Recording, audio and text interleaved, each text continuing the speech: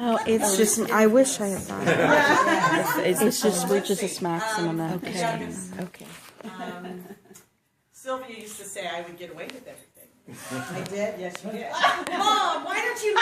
You didn't let me have that. Yes. You remember that? Oh, I don't remember that. So I did have the benefit of that. It's Probably, I think Bob and I were closest, obviously, in age, so he looms large in my childhood memories for sure. I think, I shared about Reuben, but what I did want to mention, though, when he did come back, I was fascinated with his accent. Remember hearing that twang? He had a twang? Oh, man. Big one. Yeah, that was something. Oh. Let's see. So, yes, I was born in Pasadena. And Bob, you didn't share where were you born or how you were born. I was born in the elevator at LA County General. Oh. By the time Mom came, when it came my turn, she was dropping them out. She was having to hold them in until she didn't have to push. So she never made it to the room, huh? Never made it to the room. Wow. And so, for me, I'll talk about my family in a minute, but my immediate family, so many different memories and role models and things, and my big sister, what a beauty, and I always remember looking at you when she was a teenager. That was my memory, and I can still see you in that beautiful emerald green Christmas dress with white and jewels on it. And I used to always say she was Marla Thomas. She was I just remember, right? Beauty. And so me and my friend Sue just looked up to her so much, and we would babysit Rochelle as we were teenagers. You ignore me. Oh, no, we babysat, and we were, again, kind of the whole gravel thing. We would babysit for food. Sylvia would bribe us, and, okay, watch Rochelle. Okay, I'll buy you food. That's so sad. But we loved it. Did you go through her closet? Oh, yeah, and she would let us borrow her clothes. So okay, you wear it Friday, and she let us, I wear it Monday, so that's that. But she was stylish. She was Marla Thomas. So, some of my memories, obviously, with Bob being close, and my brothers, they were older. The older brothers were not there as often because they were already going on with their lives. But as I mentioned before, the music that really resonated with me, and their involvement in school was just really good role modeling for the youngest person. So I really benefited from what they went through, and truthfully, as we said, some of the difficult times, they saw it all. By the time I came along, and probably Bob, we didn't see that much of it. Our parents were tired of fighting, maybe.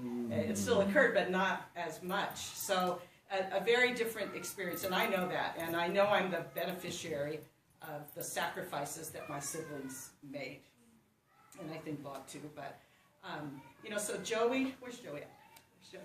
So, I mean, he, again, being the older, always encouraged me, always said, go to school, go to school, go to school. Just like my dad did, always, go to school, Ann, go to school. And when computers first came out, him and Jimmy, especially tutoring me on all of that. I just, so that's, again, being the benefit of being the youngest. I would hear all of those. Where's Richard? Still outside? He was like a rock star. Richard, to me, I picture him playing the guitar. Stairway to Heaven. He was Clapton. I mean, I don't know whether he could play or not, but I remember he had the guitar. He had the amplifier in there. I remember that. And on the way over, I was trying to remember who burned down Mom's garage. Tony! It's Dad. Yeah. I would go, was that Richard or Ruben? Because Richard was so crushed because he couldn't unlock Bobby's bike from the garage. He was No, There I was- told them that it was Ruben because he was cleaning his bike. And Yeah, Richard. and the gas. And the So I gas, know. the fumes went. It was Tony. I think it was Ruben. Ruben, huh? yeah. Yeah, it was Ruben. sure. Yeah, I think so. It was Ruben. So, yeah. So, you have these kind of memories that just kind of go through as we come together and think, they're fresh in my mind. I always think about Wasn't them all Bobby the one time. that always said that you were adopted? You weren't in the pictures? We all said that. If you look at the More lies. Another lie. I remember.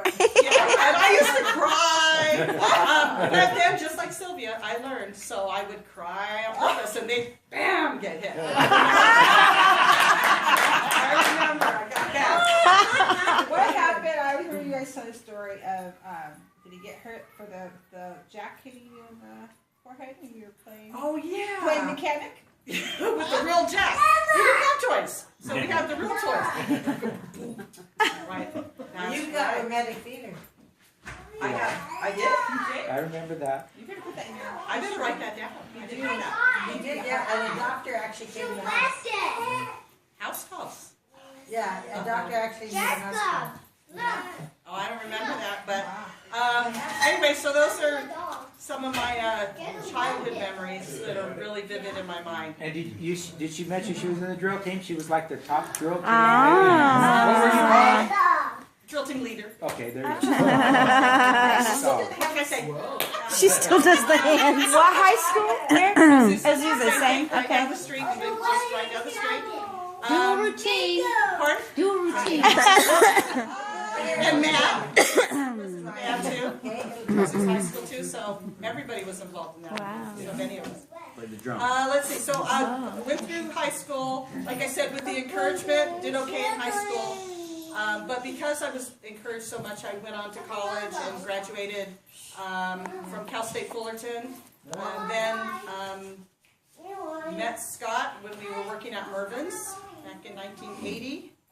And that was, you know, I was just so fortunate for us to be able to get together and be married. I love him so much. And it's been so long, I can't believe it. So I kind of promoted up through there. I became department manager, moved up and became a store manager eventually. We got married at 25 and 24. And so that was in 1984. Can't believe it.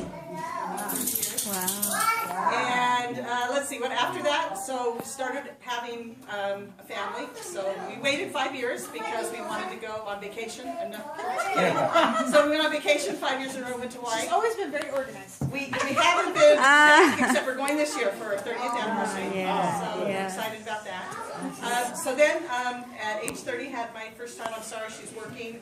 Alexandra, you might see on Facebook, you see her pictures. So she's 24. We met her Yeah, in Texas. that's right. Yeah. She came with us on the train. Very proud of her. She graduated last year from Cal State Fullerton. Wow. And let's see, what else?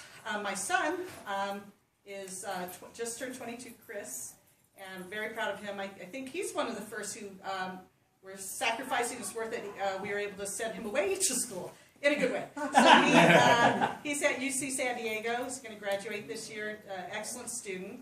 At our high school, as I mentioned, he was in band and very accomplished. So we're really proud of our children. After that, I was able to, through Scott's sacrifice, working in retail. He was in law enforcement at that point, worked really hard to become a police officer. And that's quite a sacrifice, as Sylvie knows as well. And Bill, of course. So with his willingness, I was able to quit work and not work for 5 years so I could be with our kids as they were little. And that was a great gift. He worked a lot of overtime for us to be able to do that. So after that, as the kids became older, in school, I was ready to go back and do something else.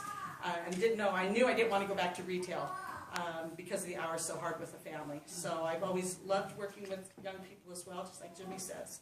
So I decided to go back to get my master's degree at University of Laverne and became a school counselor. So I'm a high school counselor right now.